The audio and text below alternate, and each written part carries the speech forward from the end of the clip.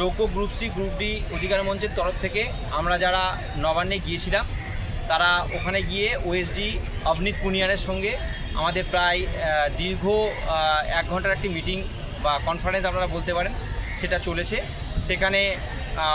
সেখানে deputy commissioner of police উনিও ছিলেন। আমরা আমাদের সমস্ত দাবিগুলো, সমস্ত গ্রিভান্সগুলো ওনাদের সামনে তুলেছি। সেখানে সমস্ত কিছু তুলে ধরা হলেও আজকের কিন্তু আমরা সেখান থেকে কোনো উত্তর পাইনি। তাই আমরা উত্তর পর্বের ডেট রেখেছি 8 তারিখ। আপনারা নিজেদের চাকরি বাঁচাতে এবং নিজেদের এই যে আমাদের দাবিগুলো আছে এর উত্তর চাইতে আপনারা যত সংখ্যক 8 তারিখে আসবেন তত কিন্তু উত্তর পর্ব জোরালো হবে।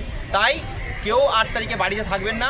যোগ্য গ্রুপ সি গ্রুপ ডি যত আছেন তারা সকলেই কিন্তু 8 তারিখে আপনারা আসবেন এবং নিজেদের চাকরি বাঁচানোর পূর্ণ প্রয়াস করবেন এবং যোগ্যদের সঙ্গে সবাই আছে। আমরা চাইবো উত্তরটা ওনারা ঠিকঠাকভাবে দেবেন এবং আপনারা যত আসবেন, যত চাপ বাড়বে তত উত্তর পর্ব কিন্তু ভালো হবে। এই কথাটা আপনাদেরকে মাথায় রাখতে হবে। তাই বাড়িতে কেউ বসে থাকবেন না, কোনো রকম কোনো অজুহাত আপনারা দেখাবেন না, আপনারা সকলে আসবেন।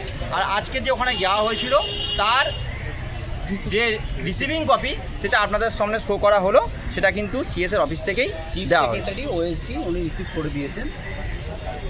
আর 8 তারিখ কবে, কখন, কোথায় আসতে হবে? 8 তারিখ আমাদের যে জমায়েতটা হবে 11টা, সেটা হচ্ছে হাওড়া ময়দান চত্বরে সকাল 11টার মধ্যে আপনারা সকলে চলে আসবেন। 11টার মধ্যে আমরা কিন্তু সেখানে সকলে শান্তিপূর্ণভাবে জমায়েত করব এবং 12টা থেকে আমাদের যাত্রা শুরু করব নবান্নের উদ্দেশ্যে।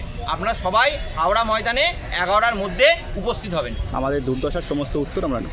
আর আমরা আমাদের যে দাবিগুলো রেখেছি সেই দাবির সকল উত্তর কিন্তু আমরা সেদিনকার পাবো, এটা আমরা আশা রাখছি আপনাদের উপস্থিতির মধ্যে দিয়ে। মুখ্যমন্ত্রীর থেকে উত্তরটা এবং সেদিনকার আমরা বারবার করে আমরা বলেছি, সেদিন আমরা মাননীয় মুখ্যমন্ত্রীর সঙ্গে এবং সিএসের সঙ্গে বসে এই উত্তরগুলো পাবো এই আশা রাখছি। এবং আপনাদের উপস্থিতিটা কিন্তু সবচেয়ে জরুরি, তাই আপনারা সকলে কিন্তু ওই দিন উপস্থিত হবেন।